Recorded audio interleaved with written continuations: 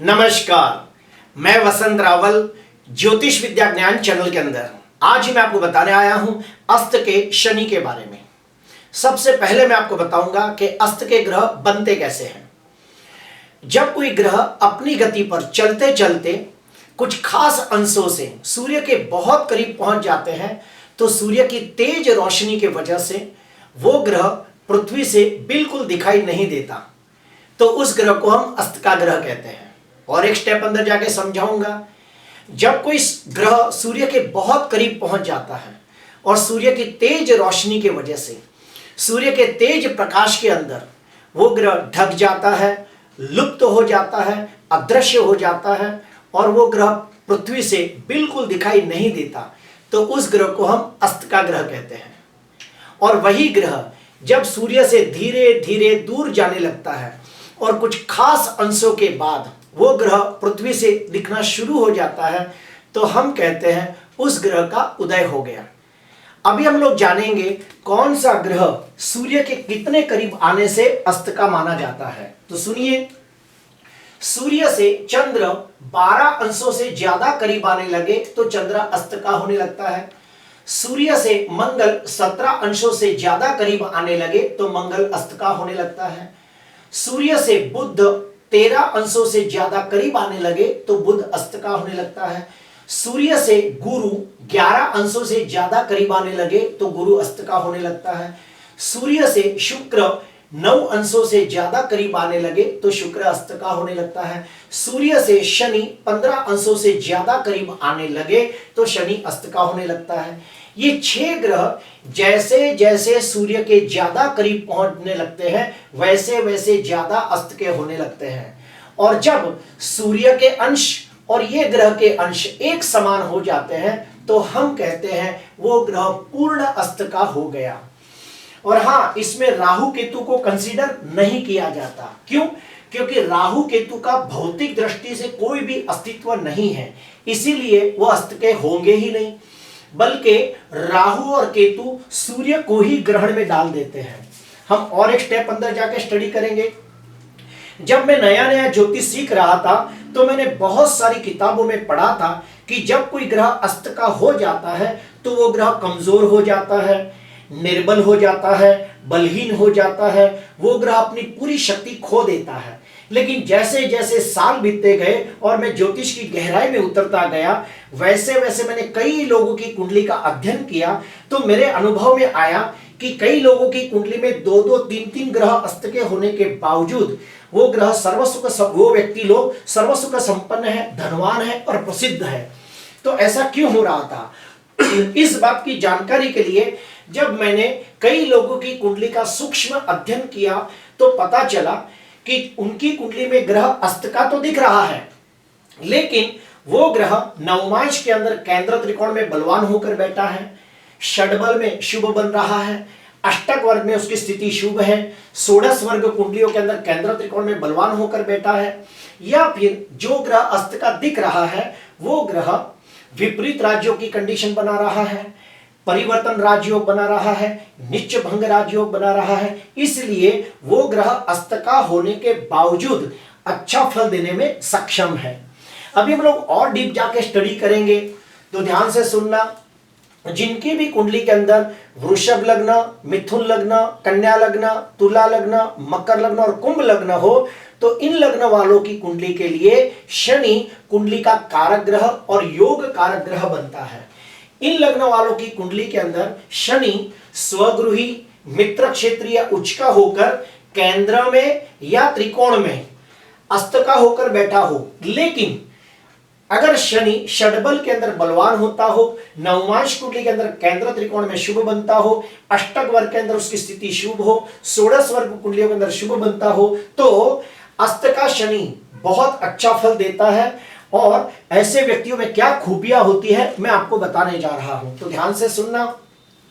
ऐसे व्यक्ति बहुत ही मेहनतू, ईमानदार, नीतिवान और व्यवहारिक होते हैं। ऐसे व्यक्ति अपनी जिम्मेदारियों को पूरी ईमानदारी और निष्ठा से निभाने वाले लोग होते हैं। ऐसे व्यक्ति अपने जीवन में 36 साल तक बहुत ही संघर्षों का सामना करते हैं, लेकिन 36 साल के बाद जैसे जैसे दिन बीतते हैं वैसे वैसे उनकी आर्थिक स्थिति में सुधार होने लगता है। ऐसे लोग अपने पिता को बहुत प्यार करते हैं और उनके मरने के बाद उनकी सारी जिम्मेदारियों को अपने कंधे पर उठा लेते हैं और वो भी निष्ठा से निभाते हैं। ऐसे लोग अपने पूरे कुटुंब की रक्षा करने वाले, पूरे कुटुंब का भरण पोषण करने वाले लोग होते हैं और समाज के अंदर परोपकार के अच्छे कार्य करके अपने पिता का नाम रोशन करते हैं। ऐसे लोगों को अपने पिता के कार्य क्षेत्र में या फिर पिता के व्यापार में जाने से बहुत लाभ होता है। जो काम दूसरे लोग करते हुए हार जाते हैं, थक जाते हैं, छोड़ देते हैं, वैसे कठिन काम ये लोग अपने हाथ में ले तो उसे परिपूर्ण करके ही छोड़ते हैं। ऐसे लोग अपने रिश्तों में कभी किसी के साथ धोखा, विश्वासघात, छल कपट नहीं करते और अपने रिश्तों को पूरी निष्ठा से और ईमानदारी से निभाने वाले लोग होते हैं। इन लोगों में और एक खास बात देखी गई है कि ऐसे लोगों के पिता बहुत ही गरीब होते हैं और उन्होंने बहुत कड़ी मेहनत करके शून्य में से सृजन किया होता है। अगर ऐसे लोग पॉलिटिक्स में उतर जाए तो ये लोग बहुत अच्छा पद हासिल कर सकते हैं। क्यों? क्योंकि इनके पास राजनीति, कूटनीति, चाणक्य नीति का अच्छा ज्ञान होता है और ये दुश्मन की चाल को अच्छी तरह भांप लेते हैं। अगर ऐसे लोग किसी देवी देवता की उपासना करें, कोई मंत्र अनुष्ठान की सिद्धि प्राप्त करें तो इनके मार्गदर्शन से कई लोगों का उद्धार हो सकता है। ऐसे लोग दिल के बहुत अच्छे होते हैं और सबकी मदद करने वाले लोग होते हैं। और हम एक स्टेप अंदर जाके स्टडी करेंगे। जिनकी भी कुंडली में मेष लग्न, कर्क लग्न, सिंह लग्न, वृश्चिक लग्न, धनु लग्न और मीन लग्न हो तो इन लग्न वालों के लिए शनि को शुभ नहीं मानते। उसमें भी कर्क लग्न, सिंह लग्न, धनु लग्न और मीन लग्न, इन चारों लग्न वालों के लिए तो शनि कुंडली का प्रबल मारक ग्रह माना गया है। और अगर मारक ग्रह अस्त का हो, कमजोर हो, निर्बल हो तो यह कुंडली के लिए बहुत अच्छा माना गया है।